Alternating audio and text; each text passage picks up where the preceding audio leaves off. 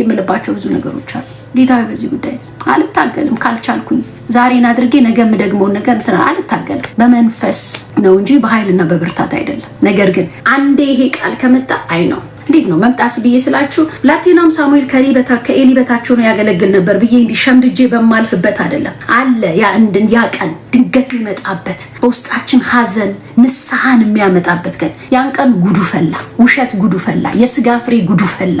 በቃ እየተቆረጠ እንዴ ያውን አጭሺ ብትሉኝ አላጨስም፣ ቃሚ ብትሉኝ አልቅምም እንዴ ነው የምላችሁ። ለአንዳንዶች ግን መቃምና ማጨስ በቃ ተለማምዶ ከስጋ ጋር ሱስ ሆኖባቸዋል። ልክ የዛን ያህል ነው እንዴ እንዴት ነው የምዋሸው ብዬ በምልበት አቅም ሊፈውሰኝ እግዚአብሔር አለ። እመኑት።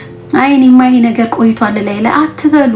እሱ አልደከመውም። ሊያስተምረን ሃሌሉያ ሊያስተምረን ፈቀቀል ያረገን በቃ እለት ድናለሁ። እለት አይኖ ቃሉ ይመጣል። ልክ ዘፍጥረት ላይ እንደዛ አይደል ይሆነ አዳም ወዴት ነህ? የእግዚአብሔር ድምጽ በኤደን ገነት ይልና ይመላለስ ነበር ማለት ነው። ግን ይመላለስ ነበር ማለት የእግዚአብሔር ድምጽ በኤደን ገነት ይመላለስ ነበር። ሰው እየተመላለሰ ነው በዚህ አጥር ጋር ብለን ካልን እንደው በግግም ብዬ ነው ቃሉን ያው እንዳነበብኩት ነው። ምንም ማብራሪያ ምናምን ነገር አልያዝኩም እና ይመላለስ ነበር ይላል። ኮቴ ያለው ማለት ነው። ድም በእርግጥ የእግዚአብሔር ቃል ነው፣ ኢየሱስ ነው። ይመላለስ ነበር። አይገርምም? ከዛ የት ነህ ሲለው በገነት ድምፅህን ሰምቼ ተሸፈንኩ አለ። ምናምን ነገር ሸፋፍኑ፣ ቅጠል ሸፋፍኑ፣ ፀሐይ ቢወጣ የሚያቃጥለው አቅም የሌለውን ነገር ሸፍኑ። ይሄ ወደዚህ ስትመጡ ያጋልጠዋል። ባይዘው ለጊዜ ነው። አለባብሰን በሆነ ነገር እንትን ምንሉ ለጊዜው ነው። የእግዚአብሔር ቃል ትክክለኛው ሲመጣ ውጥት አለ። በቃ ውጥት በሁለት በኩል የተሳለ ሰይፍ አጥንትን ጅማትን ዘልቆ የሚገባ ሲሰራ አይተነዋል። የእግዚአብሔር ቃል ይሰራል። ማንም ወደዚህ ቢመጣ ይሰራበታል፣ ይድንበታል፣ ይጠገንበታል። በጣም ነው የሚያስቀኝ። እውነት የእግዚአብሔር ቃል አቅም አለው። በቃ ማውራታችን ውስጥ አቅም አለ። ከምትሰሙት ተጠበቁ ይላል። ሰው እኮ የማይረባ ትርኪ ሚርኪ የሆነ ነገር ሲሰማ ጆሮ ነገርን መጸነሻ ነው። ከምትሰሙት ነገር ተጠበቁ ይለናል አይደል? ተጠበቁ ሲለን የምንሰማው ነገር የሆነ ነገር ስለሚያደርገን፣ ታዲያ ይሄ ቃል እንዴት ነው የማያደርገኝ? የሆነ ነገር በደንብ ነው እንጂ የሚያደርገኝ። ይብላኝ ሌላ ነገር ላይ ቢዚ ለሆኑ፣ ይብላኝ ከዚህ ቃል ለራቁ፣ ይብላኝ ይሄ ቃል ለረከሰባቸው፣ ይብላኝ ይሄ ቃል ምንም ለሆነ በነጭ ወረቀት ላይ የተጻፈ በጥቁር ፓርከር የተጻፈ ቀለም የተጻፈ ፊደል ለመሰላቸው ይብላኝ። ምን ትያለሽ ካላችሁ እንደነዚህ አይነቱ ሰዎች ኑና አንብቡት ነው። ይሄን አንብባችሁ ካልተለወጣችሁ ይሄው አስቴር ምን አለች? በእውነት አለው የእግዚአብሔር ቃል ዝም ብሎ አይደለም። ጌታን እስከዛሬ የሆነው በዚህ ነው። ኢየሱስን ያወቅነው በዚህ ነው። አብን የሰማነው በዚህ ነው። የቀድሞውን ዘመን ያወቅነው በዚህ ነው። ይሄ ነው ህይወት ያለው ቃል አጥንትን ጅማትን ዘልቆ የሚገባ በእውነት ሶሪ በጣም የሆነ ተራፊክሽን ለሚመስላቸው ሰዎች ሶሪ አለ ህይወት ነው የእግዚአብሔር ቃል። ስለዚህ ልላችሁ የምፈልገው ምንድነው ከዚህ ቃል የተነሳ እንደዛ ቃል ብርቅ ካህን አለ፣ ቃል ብርቅ ነበር። ካህን አለ፣ ትንቢት የለም። ካህን አለ፣ ልጆቹ እንደፈለጉ ነው የሚሆኑት፣ ልጆቹን አይገስጽም። ካህን አለ፣ የምእመኖቹን ጉዳይ አያውቅም። ሳሙኤል ግን ከዚህ ሰው በታች ሆኖ ያገለግል ነበር። የምትውጡበት ቀን ይመጣል፣ እኔ ግን ዋጥ አድርጊያታለሁ፣ ውጫታለሁ እና በቃ አንዳንድ ማስተካከል የሚገባኝ ራሴን ማረም የሚገባኝ ችግሩ ፓስተሬ ጋር አይደለም እኔ ጋር ነው። አስቱ ራሷን ማስተካከል የሚገባት ነገር ነበር። በዚህ ጉዳይ አስተካከለች ማለት ነው። ለምን እግዚአብሔር አውቶሪቲያቸው በቃ እንዴ ብለሲንጉ ለራሴ ነው ጥቅሜ። አንቺ ሰካራም እስከ መቼ ነው ስካርሽ አላት። ልቦ ያዘነባት እኮ ሴት ናት። አያውቅም። እንደ ካህን ማወቅ ነበረበት ያለችበትን ነገር። ለአመታት ያለ ልጅ እንደምትመላለስ እንግዲህ ረጅም አመት ነው ኤሊ ማገልገል ከጀመረ። እንዴት ነው የማያውቀው የምእመኑን ጉዳይ? ይሄን ሁሉ አመት ተመላልሽ አንተ እንዴት ነው እንደዚህ የምታረገኝ? ሁለተኛ እዚህ ሴሎ የሚባል ነገር አልመጣም ብላ ቤቷ ቁጭ አላለችም። እንዴት ነው በቃ አላለችም። እንደኔ ቤዝመንቷ ገብታ ቁጭ አኩርፋ በሯን ዘግታ ቁጭ አላለችም። በየአመቱ ነው የምትመጣው። ቢኮዝ ከተመላለሰችበት ከአንዱ ቀን ላይ ብለሲንግ ወጥቷል። ከዚህ ሰው ስካርሽን ካንቺ ያርቂው አያውቅም። ሰካራም አርጓታል። እንዴ እንደዛ ቢለጠፍብኝ እኔ እንዴ ፓስተሬ አንቺ ሰካራም ቢለኝ ኦ ማይ ጉድነስ እንዲህ ብዬ በገባውበት መሪያ ዞርና ወጥቼ መኪናዬን አስደስቼ ቦ ብዬ ነው የምሄደው። እቺ ሴት ግን ጌታዬ ከዛ ውስጥ ግን ብለሲንግ ወጥቶላታል። ብለሲንግ አይ ጌታዬ እኔ ልቦ ያዘነብኝ ሴት እግዚአብሔር ጸሎትሽን ይስማ ብሎ ሲላል ሄደች፣ ጸነሰች። ከየትኛው ካላችሁ ምእመኑን በደንብ ከማያውቀው ከዚህ ካህን በወጣ ብለሲንግ አውቶሪቲው ላይ ነው እንግዲህ ሰጥቶት በቃ ሰጥቷል እግዚአብሔር። እርሱ ካልሾመው ከሾመው በስተቀር ማንም አንድ ቀን አይሰነበትም እኮ ሚሾም የሚሽር እሱ ነው እግዚአብሔር። ጌታ ኢየሱስ ይርዳ በእውነት። ከዛ በኋላ በአመቱ እያሸበሸበች መጣች ሳሙኤልን ይዛ። በሕያው ነፍስ እምላለሁ ትዝ ይልሃል ያኔ አለችው። በነፍስ እምላለሁ እዚህ ቦታ ላይ በአጠገብህ ቆማ ወደ እግዚአብሔር ስትጸልይ የነበረች ያቺ ሴት እኔ ነኝ። ሰካራም ብለኝ ምናምን ትዝ አለ ምናምን አላለች። ትዝ ይልሃል አንተም ብሎ ካህን ሰካራም ብለኝ ትዝ አለ አይደል ስጸልይ ቆሜ አላለችም። አሁንም ጌታዬ ነው የምትለው። ጌታዬ ያቺ ሴት እኔ ነኝ። ይህን ልጅ እንዲሰጠኝ ጸለይኩ። እግዚአብሔርም የለመንኩትን ሰጠኝ። ስለዚህ እኔም ለእግዚአብሔር እሰጠዋለሁ። በህይወት ዘመን ሁሉ ለእግዚአብሔር የተሰጠ ይሆናል። እርሱም በዚያ ለእግዚአብሔር ሰገደች ይላል። ትዝ ይልሃል ምንድን ነው ይሄ ሕፃን ልጅ ምናምን ሲላት እንዴ ትዝ አለ እንዴ የዛሬ 3 ዓመት ምናምን ትዝ አለ እዚህ ጋር ቆሜ ስጸልይ ስካርሽን ካንቺ አስወግጁ ልዩ ማስታወሻው በቀኑ ያልከኝን ላስታውስ ይቻላል እኮ ምንም አላለችም። ጌታዬ ሰርቷል፣ ይኸው ብለሲንግ ሰርቷል። ባትረዳኝም አንተ ላይ ያለው እግዚአብሔር አንተን የሾመበት ሹመት ሰርቷል በላይ ላይ ይኸው በልጅ ባረከኝ። ምን አይነት ሴት ናት! ታድላ፣ በእውነት ታድላ። ከዛ ደግሞ መልሶ ባረካት፣ 5 ልጅ ባረካት። ይህም በሰጠሹ ምትክ ይስጥሽ አላት። አይገርምም? ግን ችግር አለ ወይ ካላችሁ እዚህ ቤት ላይ ችግር አለ። ኤሊ ጋር ችግር አለ። ልጆቹ ላይ ችግር አለ። ልጆቹን መገሰጽ የማይችል ሰው ነው። አላረገው፣ ልጆቹን አልገሰጸም። ግን ይሰራል፣ አውቶሪቲ ይሰራል። በእውነት እዛ ብለሲንግ ውስጥ የሆነ ነገር አለ። በቃ ብለስ ሲያረጉን እውነት ለአመታት በእውነት ወጥቻለሁ ምናምን እንኳን አይደለም ወጥቻለሁ፣ አገልግሎት ወጥቻለሁ የለው አስቱዬ ሄደሻል ይላል። this is wrong ሳላሳውቅ ነው ላጥ እያልኩ ወጣው። በቃ እነሱም ያውቃሉት መቼ ነው ትኖሪያለሽ ምናምን ብለሲንግ ሳልቀበር ኖ ሞር አልንቀሳቀስም። በረከት አለው እዛ ውስጥ እጁን የጫነበት ራሱ እግዚአብሔር እነሱን ያመነበት። ስለሌላው እሱ ከነሱ ጋር ዲል ያድርግ። ከኔ ዘንድ ግን በቃ ማድመጥ፣ መታዘዝ፣ ማክበር ይብዛል። በዚህ ቃል እንደፈወሰኝ እርግጠኛ ነኝ። አስቱ ከፓስተሯ በታች ሆና ታገለግል ነበር የሚል ቃል ይሁንልን። የሆነ ነገር ስንሆን ላጥ ፓስተሬ እንዲህ ተናገረኝ እንደዚህ ምናምን ላጥ ቤታችን ዝግት ጥርቅም እኛው ነን የምንጎዳው። ጌታቸውን ንቀው ንጉስን ንቀው በሰላም ይኖሩ የሉ። ኦኬ ችግር አለባቸው፣ ያ ልክ ችግር አለባቸው፣ መሪዎች ችግር አለባቸው። ኦኬ ያ ግን እሱን ሿሚው እንደሚያደርግ ያደርጋል። ያወራሁት ከኔ የሚጠበቀው ከኔ የሚጠበቅ እና በዚህ ቃል ጌታ አዳነኝ። ያው ስለመጣ ስለቆረቆረኝ ለመራመድም ደግሞ አቅም ስለሰጠኝ ለዛ ነው እንደዛ ብዬ ማወራችሁ። እግዚአብሔር መልካም ነው። አቅም ይስጣችሁ ጌታ። እንዴት አንድ ቀን ይመጣል፣ ደግሞ ይመጣል። ልትድን ትወዳለህ የሚል ቃል ይመጣል አንድ ቀን። 38 ዓመት የተመላለሰ አመላላሽ ያለው ያንን ሰውዬ እንደመጣና እንዳዳነው አንድ ቀን ይመጣና ከዚህ ጉዳይ ላድንሽ መጣው ይላል። በቃ ስለዚህ ከመሪዎቻችን ስር ሆነን እንድናገለግል ጌታ ይርዳል። በድለውናል፣ አስቀይመውናል፣ ልባችንን ሰብረውታል፣ አልቆሙልንም፣ አጥር አልሆኑልንም። የምናየው ነገር ጥሩ አይደለም።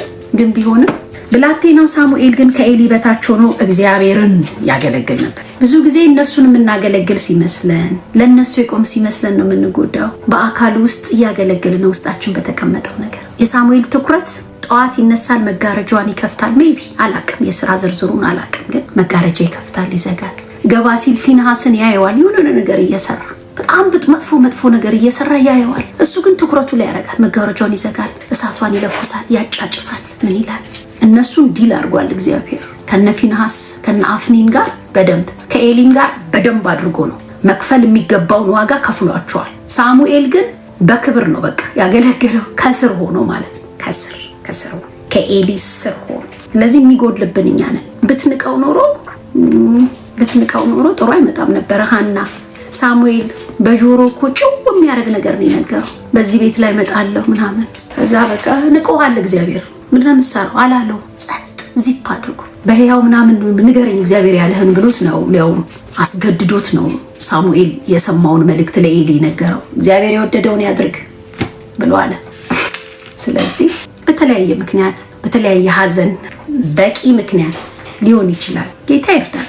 እንግዲህ የምትቆዩበትን አቅም ይስጣችሁ። በእርግጥ እግዚአብሔር አያንቀሳቀስም እያልኩ አይደለም። ተነሱም ደግሞ ይላል። ዳዊት ጋር ደግሞ ስንመጣ ጦር እየወረወረበት እያገለገለ ነበር። በረድ ሲልለት ይሄድና ደግሞ እንትን ይላል።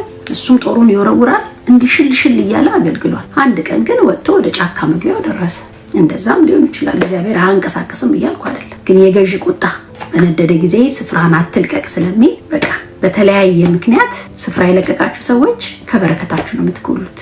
ስለዚህ አሜን በሉና በስፍራችሁ መሆን እግዚአብሔር ይርዳችሁ። የኑሃሚን ነገር ያሳዝነኛል።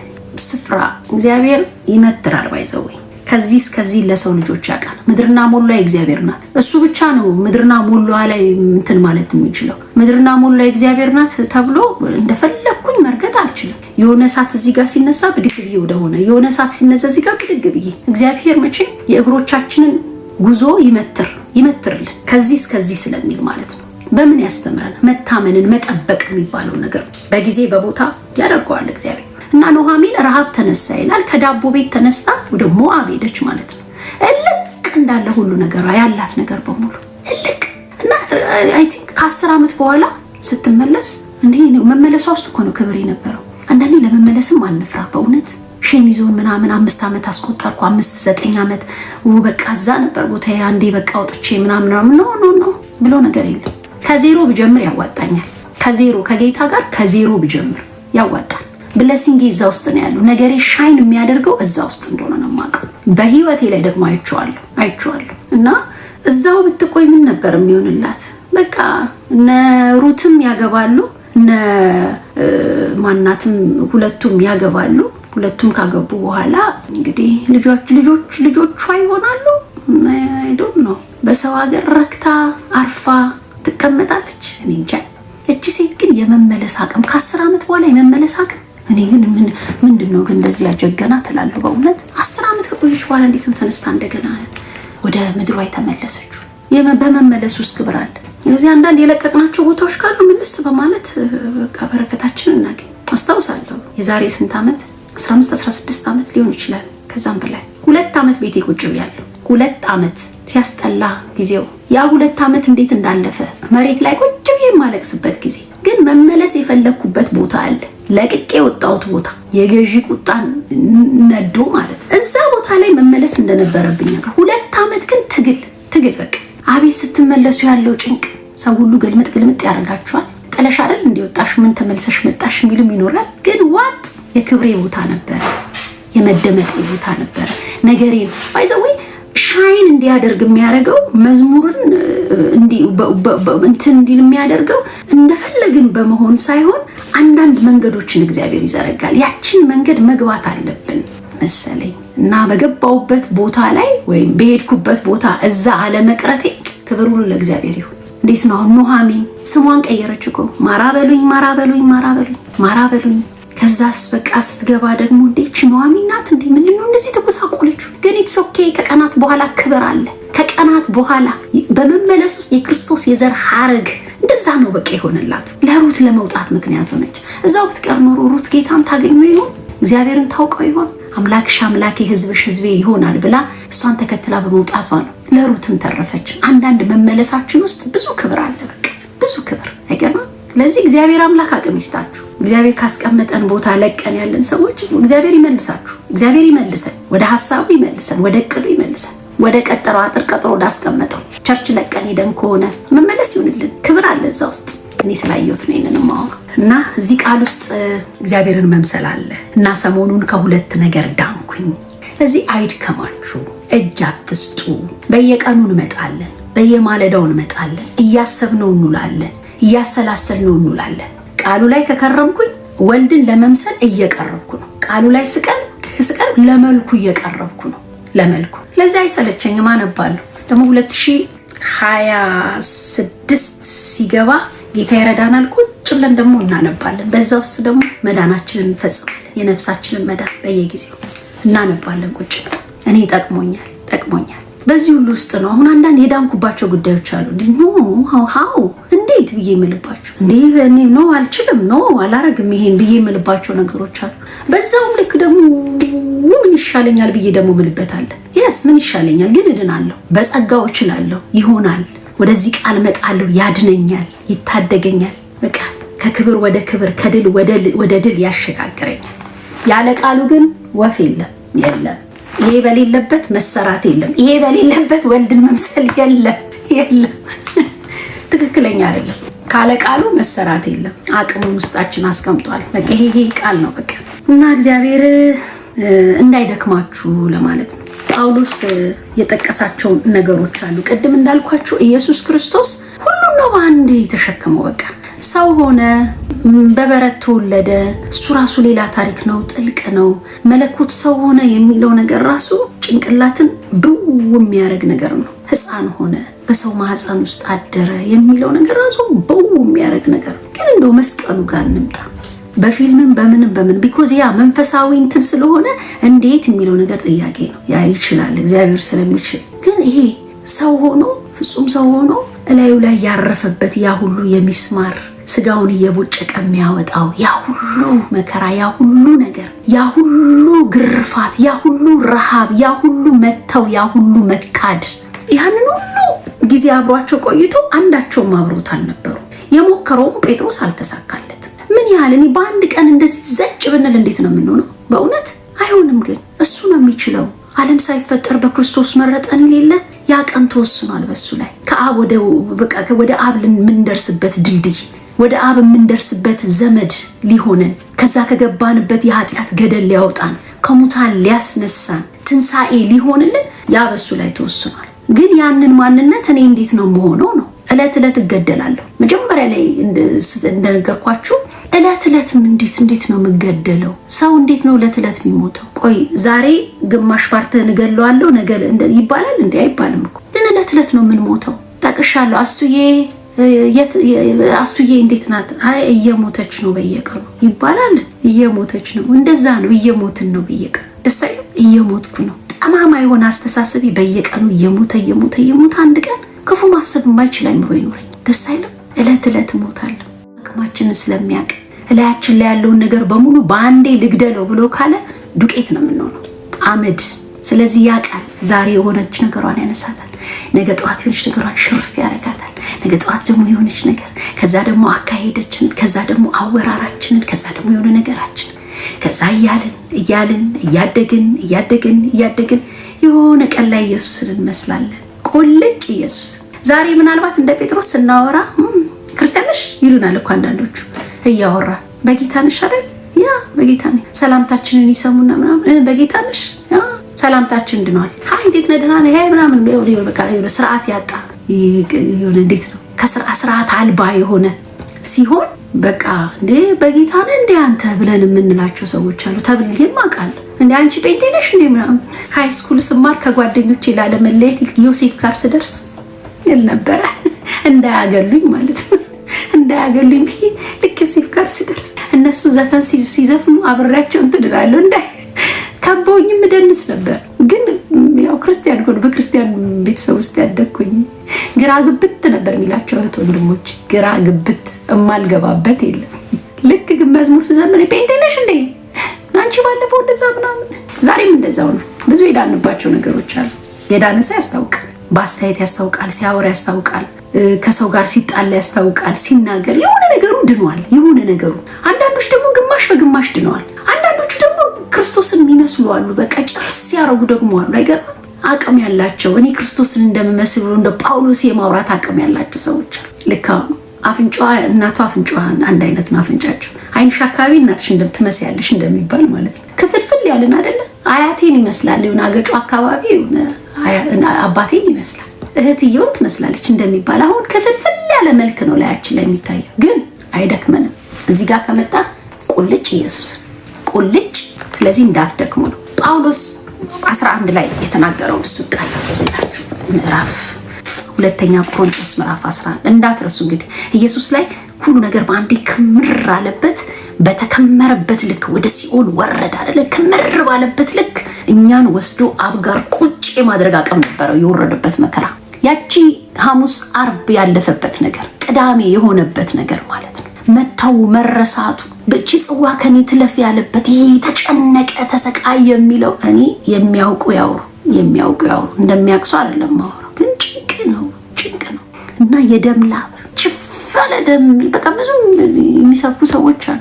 ፈራ ይላል፣ ሊተክዝም ጀመረ ይላል። ያ ሁሉ ልክ ግን የቱ ጋር አድርሶታል ካላችሁ እኛን የቱ ጋር ደረሰን? አብጎን። እሱ እኮ ኃጢአተኛ አይደለም፣ ጻድቅ አምላክ እኮ ነው። ግን ወስዶ የቱ ጋር አስቀመጠን? ያ ምጥ ያ መከራ፣ ያ መወጋት፣ ያ መገረፍ፣ ያ መስቀል፣ ያ ሁሉ ያረፈበት ሚስማር፣ ያ በቃ የተንጠለጠለው በቃ ጥልጥል ያለው እሱ ሁሉ አቅሙ ምንድነው ካላችሁ ወስዶ ጎን አስቀምጦናል። ታድለን። ስለዚህ ጳውሎስ እዚህ ጋር እንደሚናገረው ነገር አለ። ማንም በድፍረት በሚመካበት ነገር ሁሉ እኔም ደፍሬ መመካት እንደምችል እንደሞኝ እናገራለሁ። እነርሱ ዕብራውያን ናቸውን? እኔ ነኝ። እስራኤላውያን ናቸውን? እኔም ነኝ። የአብርሃም ዘር ናቸውን? እኔም ነኝ። የክርስቶስ አገልጋዮች ናቸውን? እንደ አበደ ሰው ልናገርና እኔ እበልጣቸዋለሁ። ሁለተኛ ቆሮንቶስ ምዕራፍ 11 ከቁጥር 22 ጀምሮ ነው ማነባው። ደግሞ ብዙ ጊዜ በስራ ደክሜያለሁ፣ ብዙ ጊዜ ታስሬያለሁ፣ ብዙ ጊዜ ተገርፌያለሁ፣ ብዙ ጊዜ ለሞት ተቃርቤያለሁ። አይሁድ ለ40 ጅራፍ አንድ የቀረው 5 ጊዜ ገርፈውኛል። 3 ጊዜ በዱላ ተደብድቤያለሁ። 1 ጊዜ በድንጋይ ተወግሬያለሁ። 3 ጊዜ የመርከብ አደጋ ደርሶብኛል። 1 ሌሊትና ቀን በባህር ላይ አድሬያለሁ። ብዙ ጊዜ በጉዞ ተንከራትቻለሁ። ደግሞም ለወንዝ ሙላት አደጋ፣ ለወንበዴዎች አደጋ፣ ለገዛ ወገኖቼ አደጋ፣ ለአሕዛብ አደጋ፣ ለከተማ አደጋ፣ ለገጠር አደጋ፣ ለባህር አደጋ እንዲሁም ለሐሰተኞች ወንድሞች አደጋ ተጋልጬ ነበር። ብዙ ጥሬያለሁ፣ ብዙ ደክሜያለሁ፣ ብዙ ጊዜ እንቅልፍ አጥቻለሁ፣ ተርቤያለሁ፣ ተጠምቻለሁ፣ ብዙ ጊዜ ምግብ ሳልቀምስ ኖሬያለሁ፣ በብርድና በራቁትነት ተቆራምጃለሁ። ሌላው ነገር ሳልቆጥር ዕለት ዕለት የሚያስጨንቀኝ የአብያተ ክርስቲያናት ሁሉ ሐሳብ ነው። ደካማ ማን ነው? እኔስ አብሬ አልደክምምን? አይድከማችሁ እዚህ ጋር መምጣት። እዚህ ጋር ነው አንዱ ቀን ላይ ይመጣል። ለስንት ዓመታት የሰውን ድካም አውርቻለሁ። ለስንት ዓመታት የፓስተሮቼን ድካም አውርቻለሁ። የፓስተሮቼን ድካም፣ የመሪዎችን ድካም ለስንት ዓመታት። ያን ቀን ግን እንዲህ ማጅራት የሚይዝ ቃል ነው የመጣው።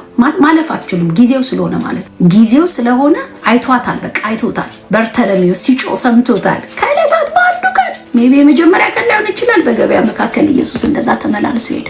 አንድ ቀን አይደክመኝም። ቃሉን ለማንበብ አልደክምም። የእግዚአብሔር ቃል መዳኛዬ፣ መፈወሻዬ፣ ልጁን መምሰያዬ ሰጥቶኛል። ከዚህ በላይ ምን ይስጠኝ? ከቃሉ ውጪ ምን ይስጠኝ? ያድነኛል። በእኔም ተስፋ እንዳትቆርጡ አንድ ቀን ጌታን እመስላለሁ። ቁልጭ አስተያየቷ፣ ቁልጭ አደማመጧ፣ ቁልጭ አወራሯ። እንዲህ እርሱ በእኔ ያልደከመው ምንም አይደክመኝም። እና ያ ቃል ወደ ውስጥ የመጣ ለእግዚአብሔር ለካ ክብሩ ነው ነገርን መሰወር። የሰውን ስተት መሰወር በቃ ለክብሬ ነው ሊሆን የሚገባው። እርሱ ነገርን ከሸፈነ፣ እርሱ ነገርን ከደበቀ ለካ ክብሬ ነው። የሰውን ገበና መሸፈን ለካ ክብሬ ነው መሆን ያለበት። ድንግጥ አልኩ እና በቃ አዘንኩ።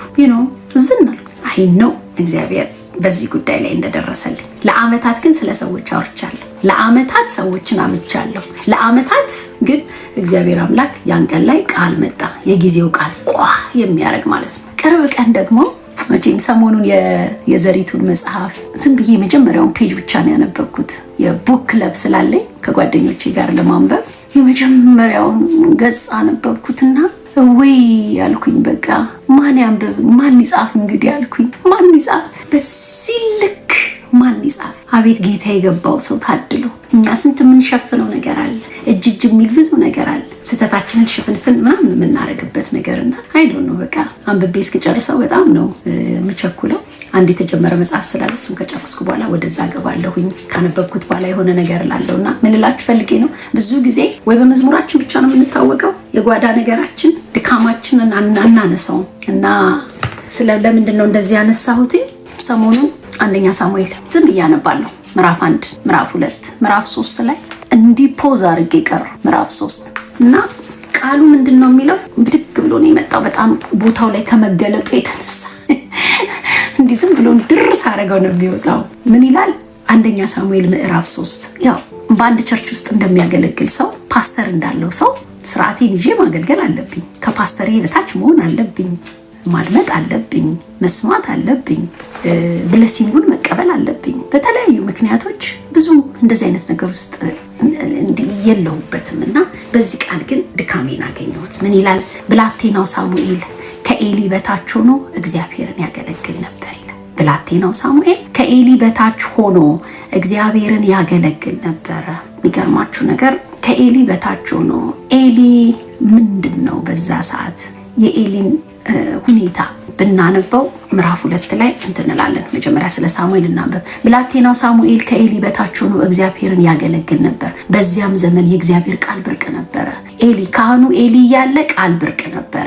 ራእይም አይታይም ነበር። ካህኑ ኤሊ እያለ ራእይ አይታይም ነበር። እንዲህ ባለው ሁኔታ ሳሙኤል ከኤሊ በታች ሆኖ ያገለግል ነበር። አይከብድም? I'm not talking about ስለ ፓስተሬ እያወራሁ አይደለም ያለሁት፣ ግን ይሄ ቃል ግን ገረመኝ። እንዴ ቃል ብርቅ የሆነበት ካህኑ እያለ ቃል ብርቅ ነው። ትንቢት ብርቅ ነው። እግዚአብሔርን ማሳየት ብርቅ ነው በዚህ ዘመን። ግን ከዚህ ሰው በታች ሆኖ ያገለግል ነበረ።